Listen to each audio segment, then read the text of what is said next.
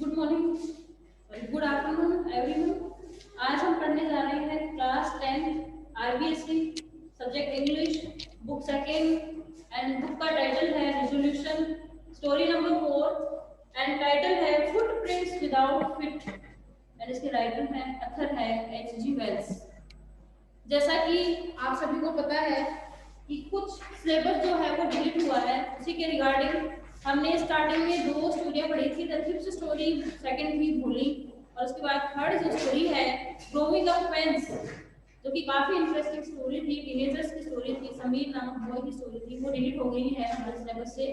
और आज हम इसके नेक्स्ट 4th नंबर की जो स्टोरी है जिसका टाइटल है फुटप्रिंट्स विदाउट फिट, अथर है एच.जी. वेल्स, उसके बारे में डिस्कस करने। देखिए स्टूडेंट्स, मैं आपको एक सजेस्ट करना चाहूंगी, जैसे कि स्टोरी का जो टाइटल होता है जब हम उसको प्रॉपर्ली समझ लेते हैं तो शायद वो स्टोरी सुनने के बाद एक बार अगर हम उसको हिंदी में भी सुन लें तो शायद हमें इंग्लिश में भी हेल्प कर सके। तो जैसे कि टाइटल से ही पता चल रहा है, फुटप्रिंट्स विदाउट फिट। फुटप्रिंट्स यानी पद चिन्ह, विदाउट यानी बिना, किसके बिना? पैरों के बिना। ठीक है, पैरों के बिना पद चिन्ह कैसे बने, इसके रिगार्डिंग में स्टोरी यह है कि इसमें एक साइंटिस्ट होता है ग्रिफिथ नामक साइंटिस्ट, और उसको हमेशा से हॉबी होती है, शौक होता है, या फोन ऑफ कह सकते हैं, शौकीन होता है वो कि मैं अपने आप को ऐसा एक्सपेरिमेंट करूं कि मैं अपने आप को इनविजिबल बना लूं, अदृश्य बना लूं, किसी को दिखाई ना दूं। इसलिए कुछ ऐसी मेडिसिन को बनाता है कि उसकी एक डोज लेने से ही वो उसकी जो बॉडी है वो ट्रांसपेरेंट हो जाती है। और जब आपको पता है, जब कोई व्यक्ति बिल्कुल से, कोई पर्सन बिल्कुल पुअर कंडीशन में होता है और अचानक उसको ऐसा पता चल जाए कि कोई ऐसा मैजिक मेरे हाथ लग गया है जिससे कि मैं मतलब ट्रांसपेरेंट हो सकती है मेरी बॉडी, तो उसका बहुत ज्यादा फायदा भी उठाता है। ऐसा ही इस स्टोरी में ग्रिफिथ नामक साइंटिस्ट के साथ होता है, उसकी बॉडी ट्रांसपेरेंट हो जाती है और फिर उसके बाद वो यानी चोरी करना, थिफ्ट का जो काम है वो शुरू कर देता है और लोगों को मतलब एंड और अदर्स दूसरों को परेशान करता है, छुड़ाता है और टू स्टिल मनी धन चुराने लगता है। और लास्ट में उसे एक कांस्टेबल के द्वारा जो है वो हम लास्ट में देखेंगे इसका एंड क्या होगा। तो चलिए इस स्टोरी को पढ़ना स्टार्ट करते हैं। ठीक है, तो देखिए स्टार्टिंग लाइन है, the two boys started in surprise at the fresh muddy imprints of a pair of bare feet. यानी दो बच्चे, दो लड़के जो है वो शुरू करते हैं, स्टार्टेड यानी शुरू करते हैं, क्या शुरू किया उन्होंने? इन सरप्राइज, स्टन होकर, सरप्राइज होकर, वंडरफुल होकर, आश्चर्य के साथ उन्होंने शुरू किया at the fresh muddy imprints of a pair of bare feet. Bare feet यानी बिना स्लीपर्स के, नंगे पैर, और एक मतलब पैर यानी एक पैरों का जो पंजा है, इम्प्रिंट्स यानी उसके पद चिन्ह, उसके फुटप्रिंट्स जो थे वो कैसे थे? फ्रेश मडी, मडी यानी डर्टी, जो मिट्टी जो होती है, सैंड होती है, मतलब फ्रेश जैसे कि ताजा, अभी ही किसी के मिट्टी के पैरों के निशान थे, उनको पीछा करते हुए टू बॉयज थे, वो सरप्राइज थे, यानी उनका पीछा कर रहे थे उन पैरों का, किसका? डर्टी यानी मडी, जो फ्रेश मडी प्रिंट्स थे उनका। What was a barefooted man doing on the steps of a house? अब वो क्या सोचते हैं दोनों बॉय कि एक हाउस के जो स्टेप्स हैं उस तरफ, यानी जो स्टेयर्स हैं उधर सीढ़ियों पर से ऊपर की तरफ जाते हुए, कि बेयरफुटेड मैन का क्या काम है, यानी ये जो निशान बने हुए हैं, प्रिंट्स बने हुए हैं, ये किस चीज के प्रिंट्स हैं, ये किस चीज के हैं, और नंगे पैर क्यों कोई व्यक्ति मडी फ्रेश मडी प्रिंट्स को लेकर जाएगा in the middle of London, London के बिल्कुल मिडल में, मध्य की ये जो इवेंट है, जो की स्टोरी है वो लंदन की स्ट्रीट्स की है, बिल्कुल मिडल की है। And where was the man, और वह मैन कहां है जिसके की पैरों के निशान है। एज द गेस्ट, वे मतलब गेस्ट यानी बिल्कुल गौर से वो देख रहे थे और ढूंढ रहे थे उन प्रिंट्स को, a remarkable sight met their eyes, तो उनकी आंखों के सामने एक रिमार्केबल, रिमार्केबल यानी अनमेमोरेबल, यानी जिसे भुलाया नहीं जा सकता, ऐसी एक मतलब साइट, दृश्य या सीन उनके सामने आता है। A fresh footprints appeared from nowhere, यानी कहीं से भी आने के निशान निशान होते हैं वैसे कहीं से आने के निशान मुझे दिखाई नहीं दे रहे थे। वो स्टार्टल्ड थे, सरप्राइज्ड थे, आश्चर्यचकित थे। फर्दर फुटप्रिंट्स फॉलो, फिर वो दोनों बॉयज क्या करते हैं, उन फुटप्रिंट्स का पीछा करने लगते हैं वन आफ्टर अनदर, यानी एक के बाद एक फुटप्रिंट्स उन्हें दिखाई दे रहे थे। डिसेंडिंग द स्टेप्स, यानी सीढ़ियों से नीचे की तरफ उतरते हुए, and progressing down the street, जो लंदन की स्ट्रीट थी उसमें आगे की तरफ जाते हुए, यानी वो स्टेयर्स से नीचे उतरकर उस गली में उनका पीछा करने लगने लंदन स्ट्रीट में। The boys followed fascinated until the budding presence became fainter and fainter। वो दोनों बॉयज जो थे वो उनके वो जो साइन थे, फुटप्रिंट्स थे, मडी प्रिंट्स थे, उनका पीछा करते रहे इम्प्रेशन से, यानी प्रभावित होकर, इम्प्रेस्ड होकर कि कहाँ तक जाएंगे। नहीं, एक तरीके की क्यूरियोसिटी उनके माइंड में चल रही थी कि कहाँ तक ये पैर हमें ये निशान दिखाई देंगे। एंड वो तब तक उनका पीछा करते रहे इम्प्रेस का, जब तक कि वो फेंटर एंड फेंटर, जब तक कि वो बिल्कुल हल्की या लाइट नहीं हो गए। And at last disappeared altogether, और उसके बाद हल्के होने के बाद, लाइट होने के बाद वो बिल्कुल से डिसअपीयर हो गए, गायब हो गए। The explanation of the mystery was really simple enough। ये एक साधारण सी बात थी, इसका एक्सप्लेन करना, ये छोटी सी बात थी, सिंपल सी बात थी, लेकिन इसको एक्सप्लेन करना काफी डिफिकल्ट था। यानी वो सरप्राइज थे totally two boys. The bewildered boy had been following a scientist who had just discovered। bewildered यानी जो कंफ्यूज्ड थे, जो समझ नहीं पा रहे थे, हक्के बक्के रह गए थे दोनों बॉयज। वो क्या करते हैं, वो तब तक उसका पीछा कर रहे थे, उस एक साइंटिस्ट का, और जिसने कि अभी अभी डिस्कवर्ड किया था, इन्वेंट करी थी, how to make the human body transparent, कि ह्यूमन जो है, ह्यूमन बॉडी को ट्रांसपेरेंट कैसे बनाया जाता है, यानी इनविजिबल कैसे बनाया जाता है, पारदर्शी कैसे बनाया जाता है। ग्रिफिन द साइंटिस्ट, और उस साइंटिस्ट का नाम क्या था, Griffin, had carried out experiments after experiments to prove, उसने ये प्रूव करने के लिए बहुत सारे एक्सपेरिमेंट्स करे थे, that the human body could become invisible, जिससे कि इतने एक्सपेरिमेंट किए कि जिससे कि ह्यूमन जो बॉडी है वो ट्रांसपेरेंट बन सके, इनविजिबल बन सके। Finally he swallowed certain rare drugs, और जो मेडिसिन थे, जो ड्रग्स थी, वो बहुत सारी उन्होंने क्या करते हैं, वो swallow निकल जाते हैं खुद ही, and his body became a transparent as a sheet of glass। और उस ग्रिफिन नामक साइंटिस्ट की जो बॉडी थी वो उतनी ज्यादा ट्रांसपेरेंट बन जाती है जितनी की क्या होती है, ग्लास, शीट ऑफ ग्लास, यानी शीशा जो आपने देखा होगा विंडोज में लगा होता है घरों में, तो उसका जो ग्लास है उसकी चादर जितना, सीट जितना ट्रांसपेरेंट वो हो जाता है। Though it also remained as solid as glass, उसकी बॉडी कितनी सॉलिड थी, यानी बिल्कुल स्टफ सॉलिड थी, जितना कि ग्लास स्टफ होता है, शीशे विंडो पे जो लगा होता है ग्लास शीशा, वो बिल्कुल से क्या होता है, हार्ड होता है और सॉलिड होता है, वैसे ही उसकी बॉडी बिल्कुल हार्ड हो गई थी। ब्रिलियंट साइंटिस्ट दो he was, Griffin was rather A lawless person, यानी जो साइंटिस्ट थे वो क्या थे, बहुत ही ब्रिलियंट थे, इंटेलिजेंट थे, लेकिन फिर भी वो क्या, कौन था, लॉलेस पर्सन, यानी लॉलेस, यानी कानून को तोड़ने वाला व्यक्ति था। यानी वो क्या था, बहुत माइंड उसमें था। जैसे साइंटिस्ट के बारे में माना जाता है कि साइंटिस्ट वही व्यक्ति बनता है, वही पर्सन बनता है जिसमें बहुत माइंड होता है, लेकिन इसके साथ ही क्या होते हैं, ऐसा भी कहा जाता है कि मेंटल होते हैं, यानी आसपास क्या हो रहा है, मतलब अपनी दुनिया में रहते हैं, अपनी मस्ती में रहते हैं, उन्हें किसी से कुछ, बस हमें जो एक्सपेरिमेंट करना है, धुन लगी होती है एक तरीके की। तो इसमें बताया कि ग्रिफिन भी क्या था, बहुत इंटेलिजेंट था, ब्रिलियंट था, लेकिन फिर भी वो लॉलेस था, यानी कानून को तोड़ने वाला व्यक्ति था। His landlord disliked him, उनका जो मकान मालिक था, किराए पे रहता था, उसका जो मकान मालिक था वो उसे ना पसंद करता था, डिसलाइक करता था, and tried to eject him, और हमेशा उसे घर से बाहर निकालने की कोशिश, उसे जबरदस्ती घर से बाहर निकालने की कोशिश करता था। इन रेवेंज, बदले में, रेवेंज यानी बदले में, किसी से बदला लेना। Griffin set fire to the house, Griffin ने क्या किया, उस साइंटिस्ट ने कि उसके घर में ही आग लगा दी, ऐसा वो करते थे। To get away without being seen, यानी वहां से, यानी कोई उसे देख ना सके, वहां से वो दौड़ जाए, इसके लिए उसने क्या किया, he had to remove his clothes, उसने अपने जो क्लॉथ्स थे, अपने जो कपड़े ड्रेस वो भी वहां फेंक दिए। Thus it was that he became a homeless wanderer। यही कारण था कि जो ग्रिफिन था वो किसी घर में नहीं रहता था, बेघर हो चुका था।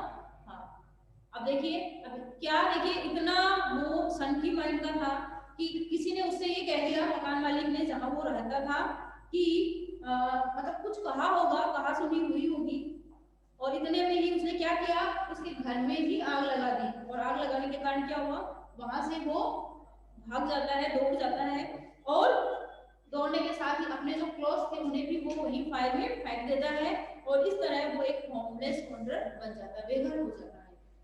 विदाउट क्लॉथ्स, बिना क्लॉथ्स के, विदाउट मनी, बिना मनी के, एंड क्वाइट इनविजिबल, और पूरी तरीके से, देखिए मैंने आपको पहले भी क्लासों में बताया हुआ है, देखिए ये जो होता है QUIET, एक तो ये वर्ड स्पेलिंग होती है, एक होता है QUIET, तो दोनों में काफी डिफरेंस होता है। मैंने इसमें बताया था आपको पीसफुल एटमॉस्फेयर, पीसफुल, ठीक है, और दूसरा मैंने बताया था आपको साइलेंट, इसका भी दूसरा नाम है चुपचाप, शांति जहां हो। एक होता है क्विट, इसका मतलब होता है कंप्लीटली, पूरी तरीके से, कंप्लीटली पूरी तरीके से, पूर्णतया। तो ये जो हमारे पास स्पेलिंग आई है,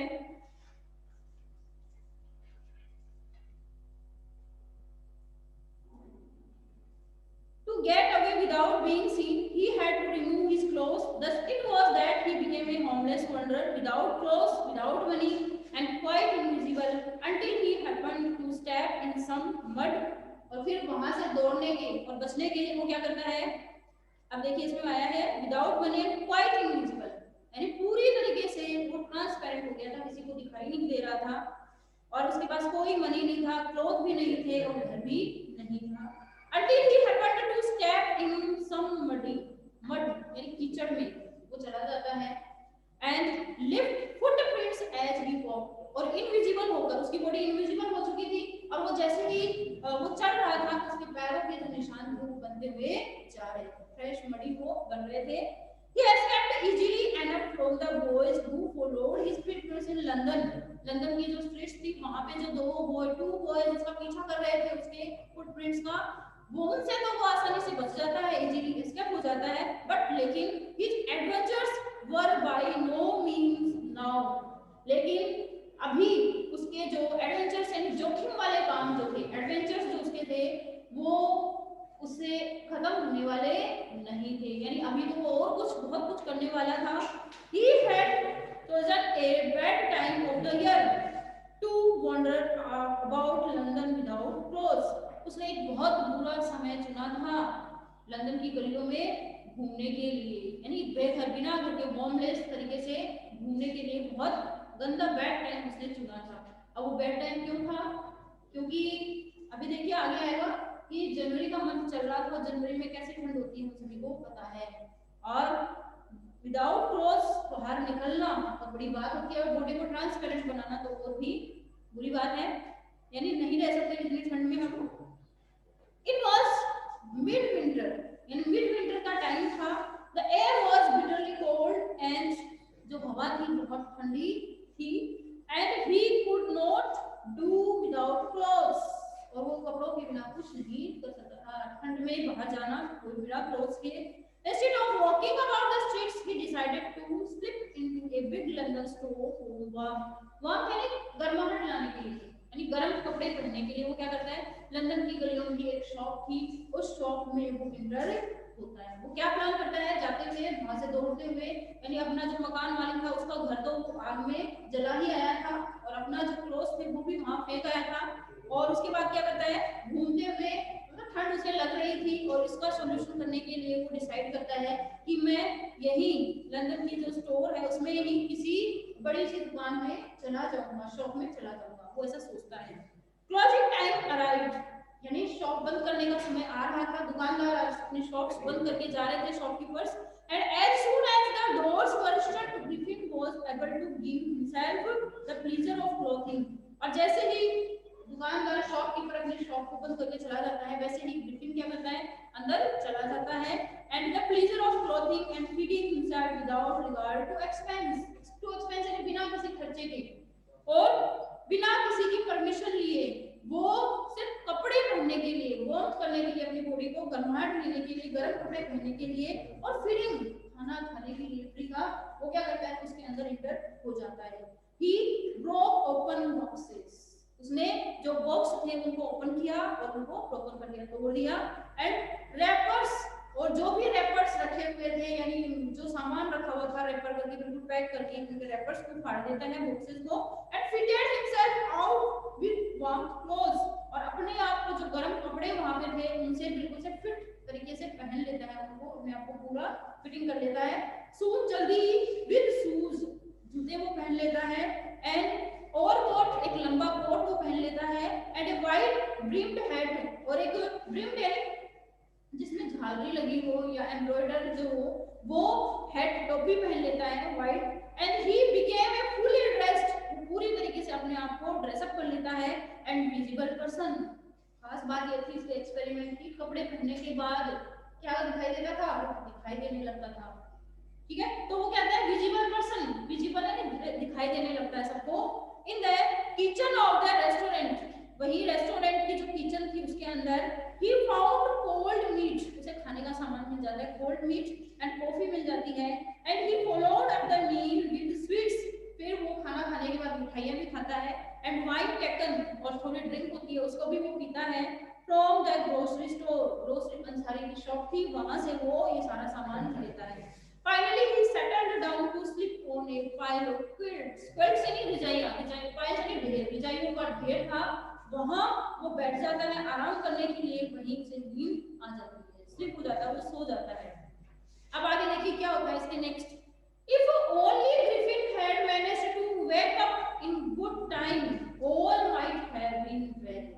यदि ग्रिफिन सोने के बाद, देखिए वो सर्दी का टाइम था, भूखा था, ठीक है, और बहुत ठंड उसे लग रही थी, और ऐसे टाइम में अच्छे स्टोर में वो चला जाता है, शॉप पे चला जाता है, खाना पीना कर लेता है, अपने आप को बिल्कुल वार्म कर लेता है अपनी बॉडी को। उसके बाद वो रेस्ट करने के लिए बैठता है, लेटता है वहां कि मैं थोड़ा आराम कर लूं, इसलिए उसे नींद आ जाती है। और यानी सुबह बड़ा मुश्किल था नींद से उठना, और वो बहुत सब ठीक हो जाता यदि वो सही समय पर उठ जाता, लेकिन ऐसा नहीं हुआ। दूसरे दिन जब शॉपकीपर वहां आते हैं, उसके सर्वेंट आते हैं, उस समय वो वहीं सोया हुआ था, उसको मिलता है।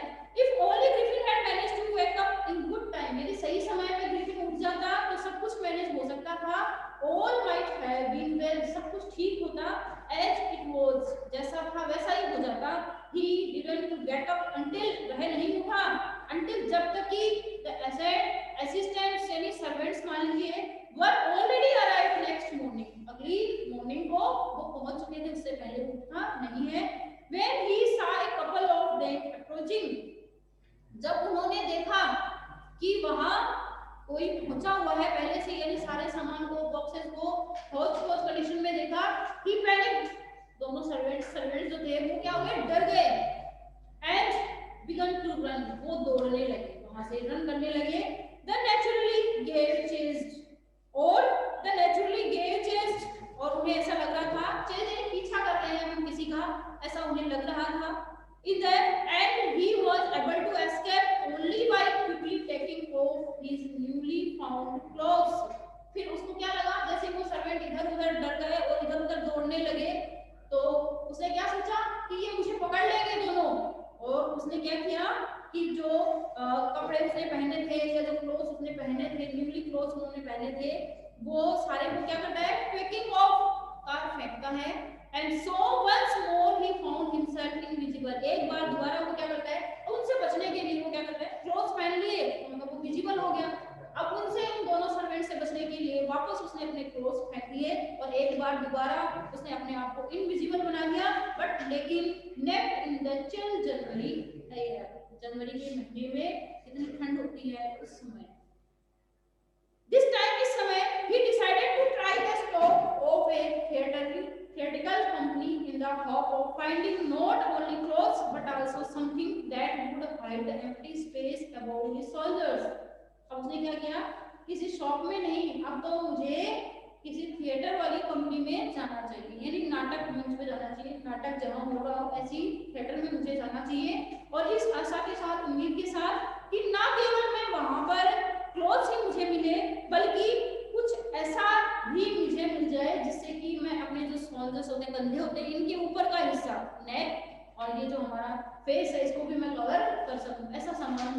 जाए, इसलिए वो थिएटर में जाने का डिसाइड करता है। और वहां पे मुझे क्या मिले, shivering with cold he hurried to Drury Lane. Drury Lane जहाँ की थिएटर है वहां वो पहुंच जाता है। सेवरिंग यानी कांपते हुए ठंड से, लैंड गली में, the centre of the theatre world, जो कि थिएटर वर्ल्ड में बिल्कुल सेंटर में था। ड्रूली लैंड गलियों में, ड्रूबी की गलियों में वो पहुंच जाता है। ही सून फाउंड ए सुटेबल शॉप, वहां उसे एक तुरंत ही एक शॉप मिल जाती है सुटेबल, जो कि काफी सुटेबल थी उसके लिए। He made his way invisible upstairs, वह जाता है इनविजिबल बनके अपने रास्ते पर, यानी शॉप की तरफ जा रहा है अपस्टेयर्स, सीढ़ियों से ऊपर की तरफ, and came out a little letter bearing bandage round his forehead. अपने मतलब फोरहेड, जो हमारा ये फोरहेड है, लाट वाला हिस्सा है, यहाँ से लेकर यहाँ तक ये पूरे हिस्से को क्या कर लेता है, कवर कर लेता है बैंडेजेस से, बैंडेज को चारों तरफ बांध लेता है। डार्क ग्लासेस यानी चश्मा, स्पेक्टिकल पहन लेता है। फॉल्स नोज, एक फॉल्स नोज यानी जो बनी हुई आर्टिफिशियल जो नोज आती है वो पहन लेता है। बिग ब्यूजी साइड बिकल्स यानी मूछे लगा लेता, दाढ़ी इतनी लंबी लंबी पहन लेता है। एंड लार्ज हैट, एक बड़ी सी टोपी पहन लेता है। To escape without being seen, यानी कोई मुझे देख ना सके, इससे बचने के लिए ही कलर्सली attack the shopkeeper from behind, shopkeeper पर पीछे से अटैक करता है, उसे मारता है। किसको? शॉपकीपर, जो शॉप का मालिक था उसको, कि ये मुझे देख ना ले, क्योंकि क्या होता था कि जैसे ही वो क्लोथ्स पहन लेता था वो विजिबल हो जाता था वो part. After which he robbed him of all the money he could find, और उसके साथ ही वो शॉपकीपर को लूट भी लेता है, जितनी उसके पास मनी होती है सारा उससे छीन लेता है, स्नैच कर लेता है, और उसे पीछे से मारता भी है। Eager to get away from crowded London, he took a train to the village of Iping. Iping नामक एक विलेज है, गांव है, वहां की ट्रेन पकड़ने के लिए वो लंदन की जो भीड़ है, वहां लंदन की भीड़ से दूर जाने के लिए, लंदन की जो स्ट्रीट्स थी वहां से दूर जाने के लिए, जहां वो लूट रहा था, चोरी कर रहा था, या किसी शॉप में घुस रहा था, थिएटर में जा रहा था, या ग्रोसरी शॉप में वो जा रहा था, तो वो सबसे बचने के लिए उसने डिसाइड किया कि मैं आइपिक नामक जो विलेज है उसके लिए ट्रेन पकड़ लूंगा। Where he booked 2 rooms at the local inn यानी वही धर्मशाला, वहां की एक लोकल धर्मशाला है, इन है, वहां पर मैंने 2 रूम्स बुक कर रखे हैं, वहां आइपिक नामक विलेज में मैं चला जाऊंगा। लंदन से वो कहां जा रहा है? आइपिक नामक विलेज में जा रहा है, जहां की पहले से उसने 2 रूम्स अपने लिए बुक कर रखे हैं। The arrival of a stranger at in winter was in any case as unusual event. Unusual बिल्कुल साधारण नॉर्मल सी बात थी, लेकिन ये बात एक अनयूजुअल थी, असाधारण थी कि जनवरी विंटर टाइम में, जनवरी के महीने में, मंथ में, धर्मशाला में किसी अजनबी का आना अचानक। A stranger of such uncommon appearance set all tongues wagging, यानी सभी लोग बातें करने लगे, वैगिंग यानी हिलाना, मूविंग करना, अपने मुंह को हिलाने लगे, बातें करने लगे, विस्परिंग करने लगे कि ये बात, यानी ये जो मतलब इस तरीके से ड्रेस उसने पहन रखा था, बैंडेजेस बांध रखी थी और बड़ी बड़ी टोपी अलग तरीके से पहन रखी थी, अलग दिख रहा था, ऐसे एक अजनबी का अचानक, वो भी इतने ठंड के समय पे पहुंच जाना धर्मशाला में, तो लोग सारे बातें करने लगे थे। Mrs hall, the landlords wife, जो मकान मालिक था उसकी जो वाइफ थी जिसका नाम था Shrimati Hall, made every effort to be friendly, वह उसके पास जाती है, ग्रिफिन के पास, और वो कोशिश करती है कि वो उसका फ्रेंड बन जाए, एज ए फ्रेंड वो अपनी सारी बात उससे शेयर करे।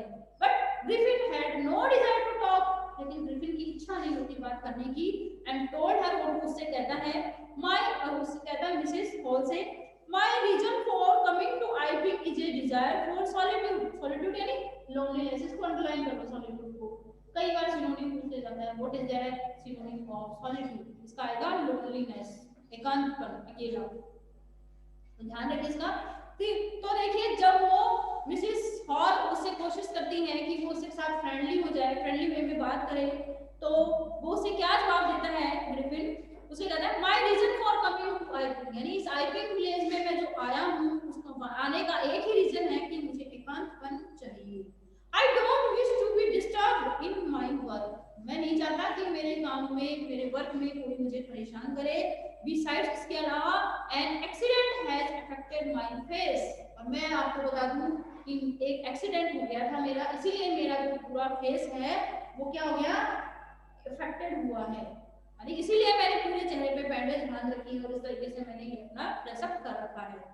Satisfied that her guest was an eccentric scientist, अब जो मिसेस हॉल है वो बेचारी अपने आप को सेटिस्फाइड कर लेती है कि मेरा जो किराएदार आया है, गेस्ट जो आया है वो क्या है, इसेंट्रिक, इसेंट्रिक यानी सनकी माइंड का है, सनकी साइंटिस्ट है।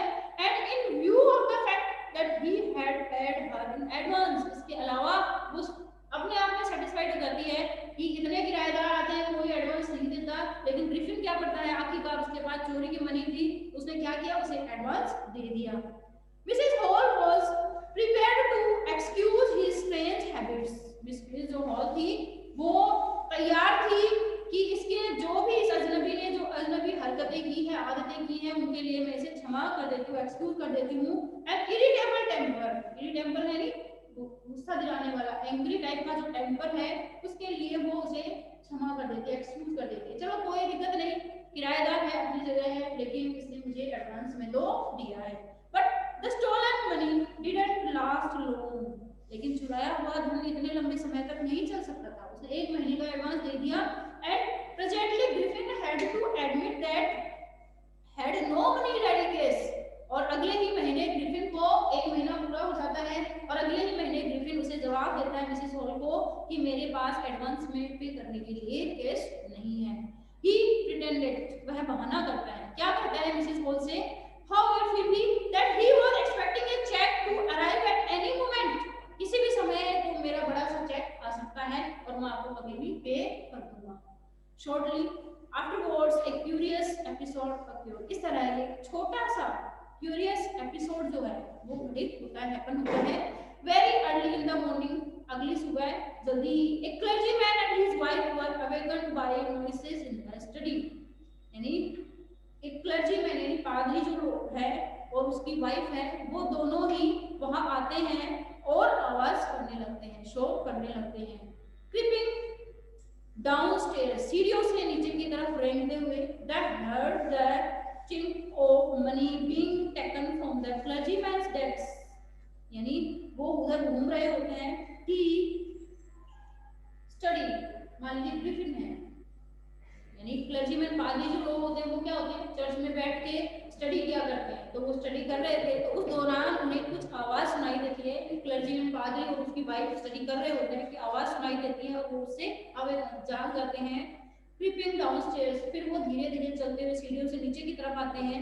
The heard the chink of money being, chink यानी जैसे कि कोई डेस्क है, डेस्क के नीचे क्या लगा हुआ है और उससे मतलब उसको वो खोल रहे हैं, बंद कर रहे हैं, इस तरीके से होता है ना, जैसे हम घर में पढ़ते हैं, टेबल होती है उसके ऊपर स्टडी टेबल होती है, उसके नीचे खोलने बंद करने का जो होता है, तो उसको मतलब चिंक से उसको निकालना, तो यानी उसको खोलने की आवाज हम दोनों को सुनाई देती है कि जैसे उसमें मतलब क्लर्जीमैन की जो डेस्क है उसको खोलने की आवाज और उसमें से मनी निकालने की आवाज हमें सुनाई देती है।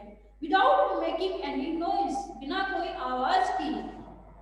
And with a poker grasped firmly in his hand, फिर वो क्या करते हैं, पोकर यानी बड़ी सी लोहे की छड़ को अपने हाथ में लेते हैं क्लर्जीमैन पादरी, and the clergyman flung open the door, उस छड़ को हाथ में लेके क्लर्जीमैन क्या करते हैं कि उसके रूम को, दरवाजे को खोलते हैं। सरेंडर, अपने आप को सरेंडर कर दो कि कौन है, उन्हें लग जाता है, जैसे ये होते हैं, ये चर्च होते हैं, उनमें क्या होता है कि वहां पे मतलब जो केस होता है वहां, जैसे मंदिर होता है, टेम्पल होता है, वहां पे जो केस आता है वो लोग वहीं रखते हैं, एक मतलब डोनेट करने के लिए एक बॉक्स रखा होता है, उसमें हम डालते रहते हैं।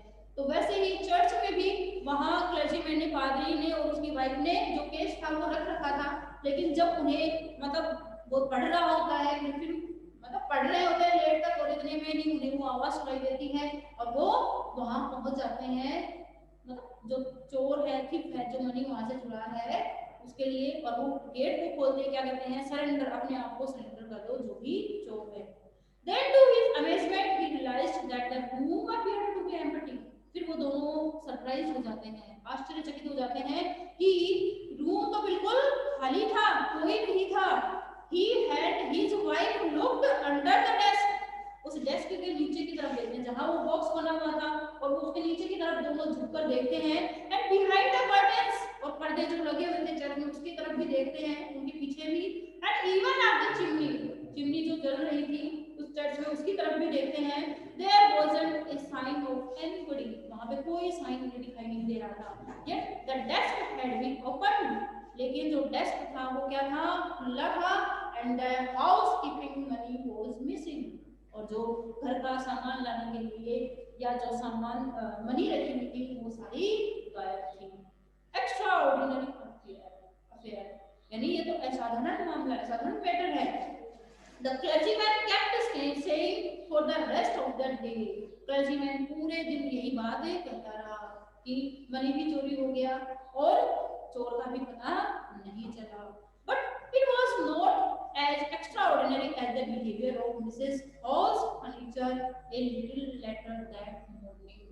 इतना ही नहीं हुआ, यानी मिसेस हॉल जिसने कि अच्छा सा फर्नीचर वहां लगाया हुआ था, उस सुबह उस फर्नीचर ने क्या किया, एक एक्स्ट्रा ऑर्डिनरी चीज ये बताई। अब देखिए वो क्या होता है। तो आज के लिए इतना ही, लेकिन आगे का हम अगले वीडियो में डिस्कस करेंगे। तो मैं आपको ये बता दूं कि इसके बाद जो होगा कि वो जब दोनों वहां जाएंगे तो वहां जाते ही क्या होगा कि जो ग्रिफिन होगा जो कि इंडिविजुअल फॉर्म में वहां पे है, वो वहां जो चेयर्स रखी हुई है उनको उठाकर उनके ऊपर मारेगा, उनके सर के ऊपर, और फिर वो दरवाजा लॉक हो जाएगा। इस तरीके से कुछ होगा, तो वो हम नेक्स्ट वीडियो